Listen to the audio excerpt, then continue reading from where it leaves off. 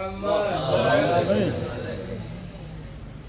mantan Habib tidak ada ngasih tahu kerja berhabar udah kan enggak kita rela Allah dia lain hanya perintah mentaati perintah sini. Assalamualaikum warahmatullahi wabarakatuh. Alhamdulillah wassalatu wassalamu ala rasulillah sayyidina wa habibina wa syafi'ina wa nuri qulubina Muhammad ibn Abdullah wa ala alihi wa sahbihi wa man wala. Subhanaka la ilma lana illa ma 'allamtana innaka antal alimul hakim. La haula wa la quwwata illa billahil aliyyil azim. Rabbi ishrah li sadri wa yassir li amri wahlul 'uqdatam min lisani yafqahu qawli. Amma ba'd. Alhamdulillah, segala puji bagi Allah Subhanahu wa taala yang mendudukkan kita di tempat yang mulia di antara orang-orang mulia, di antara keluarga yang paling mulia, dan di dalam memperingati orang yang paling termulia, yaitu Habibuna Muhammad sallallahu alaihi wasallam. Suatu kemuliaan bagi kita semuanya duduk di tempat yang mulia, berkumpul dengan orang-orang mulia, memperingati orang yang paling mulia. Mudah-mudahan duduknya kita pada malam ini menjadi sebab kita akan duduk dengan baginda Nabi Muhammad SAW di dalam surganya nanti. Amin amin ya rabbal alamin. Sedikit kita menceritakan daripada keluarga bangsa atau Maula Khair, karena kita berada di lingkungan, di rumah Al-Habib Syekh Maula Khair. Tidak lain niat kita agar kecintaan kita kepada beliau, kepada keluarganya beliau, dan kepada keluarganya Nabi Muhammad SAW akan semakin bertambah. Karena para ulama mengatakan tidaklah kita mencintai seseorang kalau kita tidak kenal. Di antara manaqib atau sejarah daripada bangsa Maula Khair, beliau adalah salah satu keturunan daripada baginda Nabi Muhammad sallallahu alaihi wasallam, yang mana yang pertama kali digelari dengan Maula Khair atau Khairah ini adalah yang bernama Al-Habib Abdurrahman bin Abdullah bin Alawi bin Muhammad Maula Dawilih. Terus kalau kita baca daripada nasabnya, Muhammad Maula Dawilih bin Ali. Terus lagi kepada ayahanda beliau yang bernama Alwi Al-Ghayyur. Terus lagi kepada ayahandanya Nabi Muhammad Sayyidina Bakir Muqaddam Muhammad bin Ali bin Muhammad bin Ali bin Muhammad. Terus kepada Sayyidina Ubaidillah bin Ahmad bin Muhajir Allah Ahmad bin Isa bin Muhammad Nagib bin Ja'far Sadiq bin Ali Ulaidi bin Ali Zainal Abidin bin Muhammad Al-Baqir bin Ali Zainal Abidin bin Sayyidina Husain bin Ali bin Abi Thalib. Ini di antara nasab beliau yang mulia, dari orang yang mulia terus kepada mulia. Di antara yang disebabkan beliau ini dinamai dengan Maula Khair, jadi Khair ini adalah suatu tempat kota yang berada di kota Tarim. Sebelah barat daripada kota Tarim ada namanya Kampung Khair. Dinamakan Kampung Khair sebagaimana yang kita dengar dari guru kita Al-Habib Salim bin Abdullah bin Umar Asy-Syafi'i. Beliau pernah sering menyatakan di dalam ceramahnya, katanya beliau dinamakan kheleh, artinya adalah kuda. Jadi kheleh itu artinya kuda. Kenapa kok bisa dinamakan kuda? Ada apa di kuda? Kuda apa emang? Kuda jumping. Kuda laut. Ternyata dinamakan kheleh, ternyata kuda yang diikat oleh para sahabat Nabi Muhammad sallallahu alaihi wasallam. Di zaman Khalifah Sayyidina Abu Bakar Siddiq radhiyallahu anhu wa nafa'ana bih. Ketika pada zaman itu banyak orang-orang yang murtad, keluar daripada agamanya Allah, tidak sholat, tidak mau membayar zakat. Lalu dikirimlah oleh sahabat tercinta Sayyidina Abu Bakar Siddiq, para sahabat-sahabat Nabi, sampailah ke kota Tahrim. Di kota Tahrim itulah para sahabat mengikatkan kuda-kudanya. Lalu orang-orang Tahrim ketika itu yang sudah beriman kepada Allah dan Rasulnya mengatakan, khair, satu kuda, khair, dua kuda, tiga kuda. Lalu mereka mengatakan kheleh. Lalu dijadikanlah kota itu, tempat itu, desa itu dinamakan kheleh. Bahkan mereka mengikatkan kuda mereka di tempat itu. Lalu dibangunlah sampai sekarang namanya ada Masjid Robat. Karena sahabat yarbutuna khuyulahum fi, karena para sahabat mengikatkan kuda-kuda mereka di tempat itu, dan sampai sekarang ada namanya Masjid Robat. Ternyata masjid ini sudah ya Allah berapa ratus tahun, sampai sekarang masih utuh, masih ada dan disolatkan oleh orang-orang yang ada di kota Tahrim.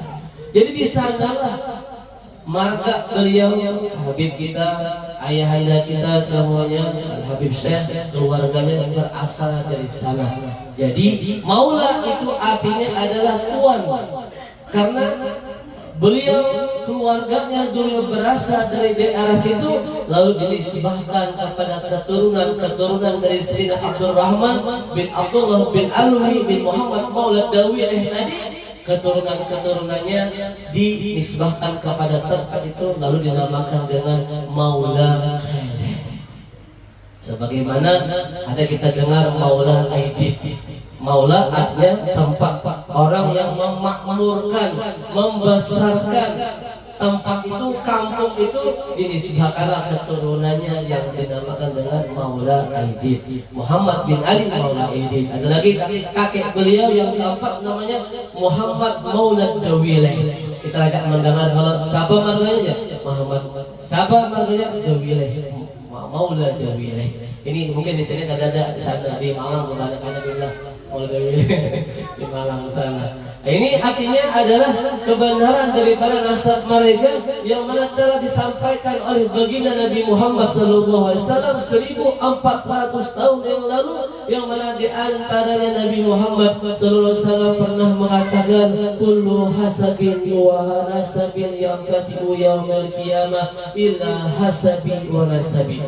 Semua keturunan, kata Nabi, semua kemuliaan terputus nanti hari kiamat, kecuali adalah daripada kemuliaanku, kecuali adalah daripada keturunanku. Inilah di antara mukjizat Nabi selain Al-Quran yang sampai sekarang kita bisa lihat, kebenarannya masih bisa kita rasakan, itu adanya daripada Ahlul Bait Rasulullah, keturunan Nabi Muhammad yang ada di antara kita, yang mana kewajiban kita adalah untuk mencintai mereka, yang mana diibaratkan oleh baginda Rasulullah SAW, adanya mereka adalah sebagai pengaman bagi penduduk bumi, yang mana diibaratkan oleh baginda Nabi Muhammad SAW, kalau orang-orang berpaling daripada mereka, menjauh daripada mereka, maka akan tenggelam.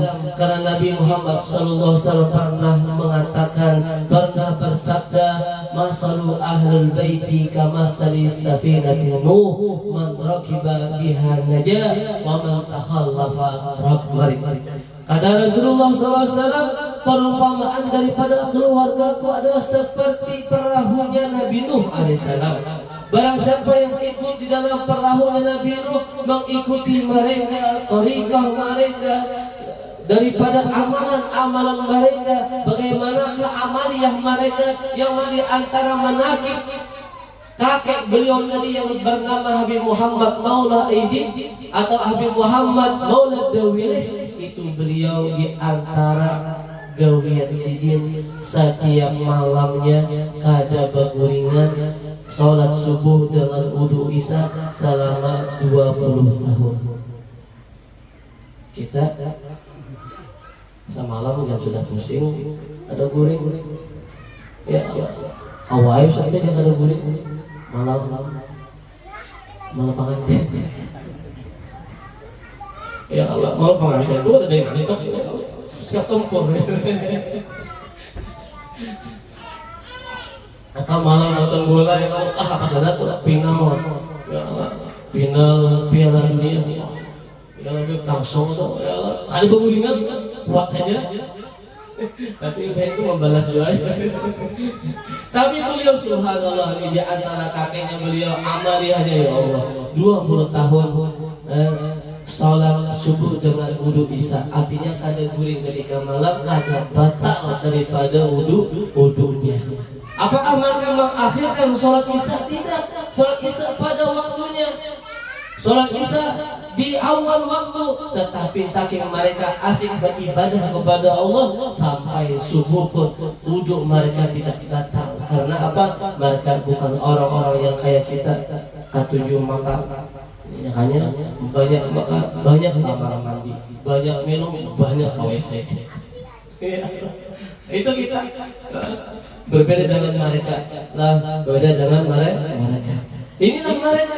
Kalau kita mengikuti daripada amaliyah mereka, maka kita pun akan selamat. Tapi barang siapa yang kita menyimpang, tidak ingin taat, turut mengikuti amaliyah mereka, tidak ingin mendekat daripada mereka, maka kita akan tenggelam, kita akan jauh daripada rahmat-rahmatnya Allah. Karena adanya mereka adalah sebagai pembawa rahmat. Adanya mereka para habaib di antara kita adalah sebagai mafatihur rahmah.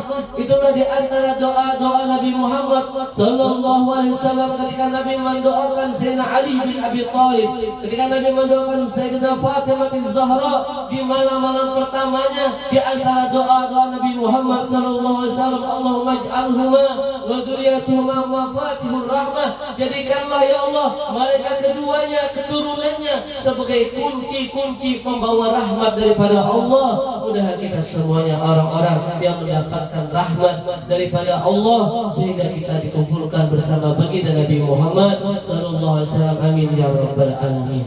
Imam Ibn Hajar beliau pernah mengatakan, orang yang mencintai keluarganya Nabi Muhammad sallallahu alaihi wasallam akan dimuliakan oleh Allah dengan 3 kemuliaan.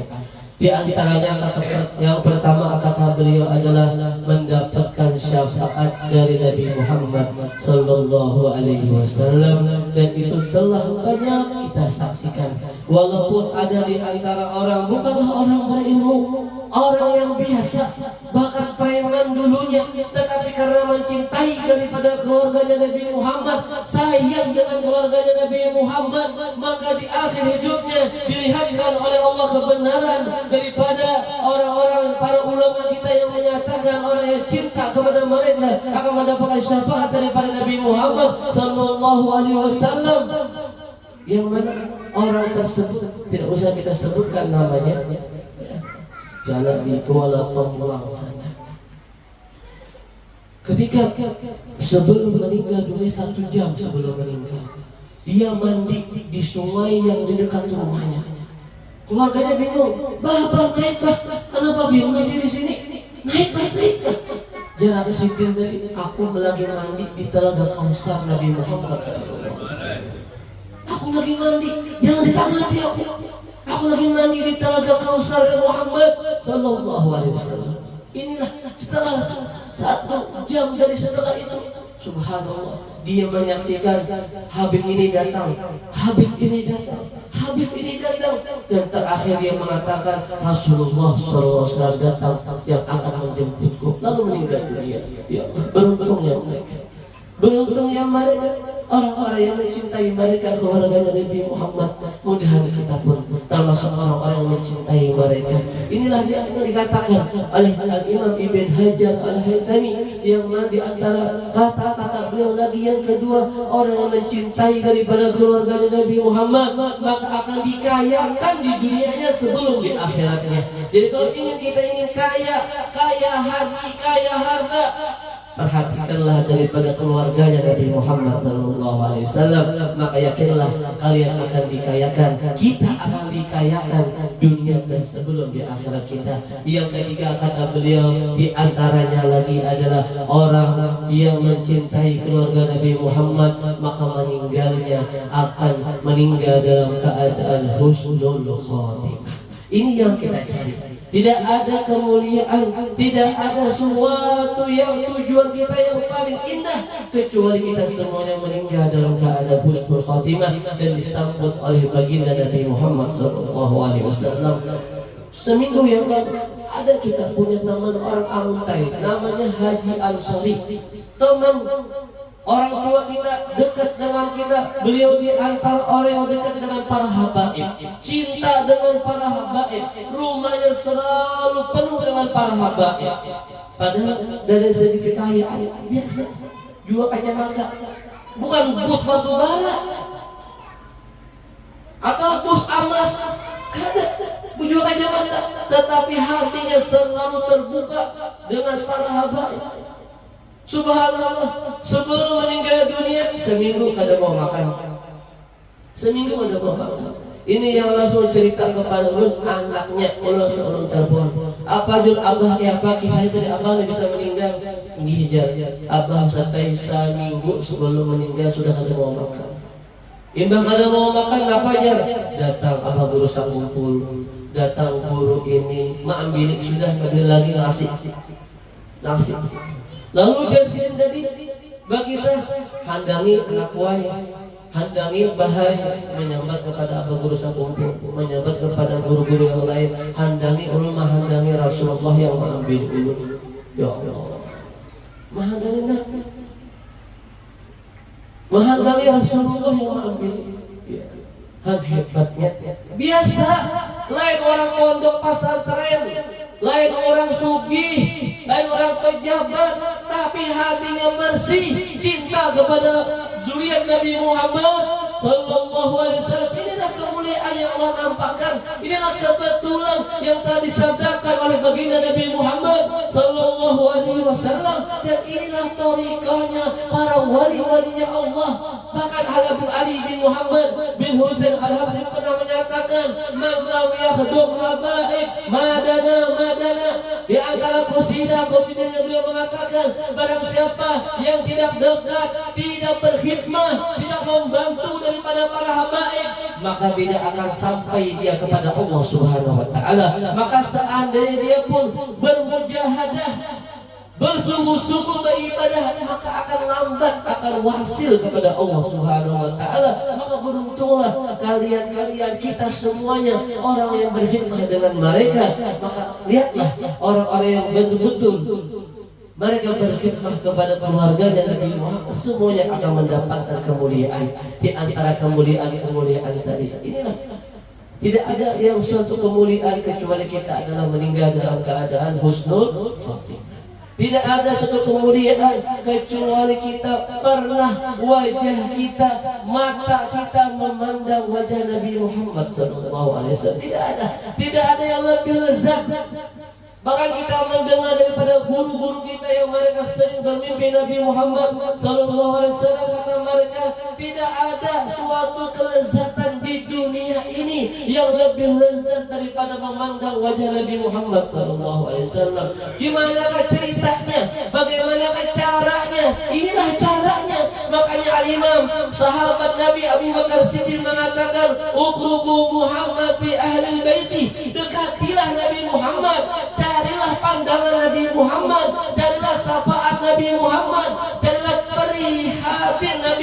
Muhammad, dengan kita dekat dengan para keluarganya Nabi Muhammad sallallahu alaihi wasallam. Maka di antara ciri keimanan kita, di antara ciri daripada kebenaran keimanan kita kepada Allah adalah dengan kita cinta kepada keluarganya Nabi Muhammad. Kita cinta kepada Allah, pasti haruslah cinta kepada Nabi Muhammad. Kalau kita cinta kepada Nabi Muhammad, maka pastilah akan cinta kepada keluarganya Nabi Muhammad dan mencintai daripada umatnya Nabi Muhammad sallallahu alaihi wasallam. Alhamdulillah, kita sekarang berada di dalam kebun-kebunnya daripada keluarganya Nabi Muhammad sallallahu alaihi wasallam. Harapan kita tidaklah kita hadir pada malam ini duduk bersama beliau, tidak ada harapan kita kecuali kita mengharap kepada Allah, mengharap kepada baginda Nabi Muhammad sallallahu alaihi wasallam. Mudah kita termasuk orang-orang yang mendapatkan pandangan Nabi Muhammad, orang-orang yang berada di hati Nabi Muhammad, orang-orang yang dimuliakan dengan memandang wajah Nabi Muhammad di dalam mimpi kita, di dalam jaga kita, dan nantinya kita mendapatkan minuman daripada telaga kausarnya Nabi Muhammad. Yang barang siapa yang meminum daripada telaga kausarnya Nabi Muhammad walaupun satu kali tegukan, maka tidak akan merasa haus selama-lamanya. Dan mudah kita semuanya mendapatkan syafaat dari Nabi Muhammad sallallahu alaihi wasallam dan mendapatkan kemuliaan meninggal dalam keadaan husnul khatimah. Mudah kita diberikan hidayah oleh Allah, diberikan taufik oleh Allah untuk mencintai daripada mereka keluarga Nabi Muhammad sallallahu alaihi wasallam, memperhatikan mereka sampai akhir daripada hidup kita. Mudah kita semua diberikan rezeki yang halal, rezeki yang berkah, rezeki yang luas tanpa dihisab oleh Allah, diberikan keturunan-keturunan yang saleh salehah yang membanggakan diri kita, membanggakan Nabi Muhammad sallallahu alaihi wasallam.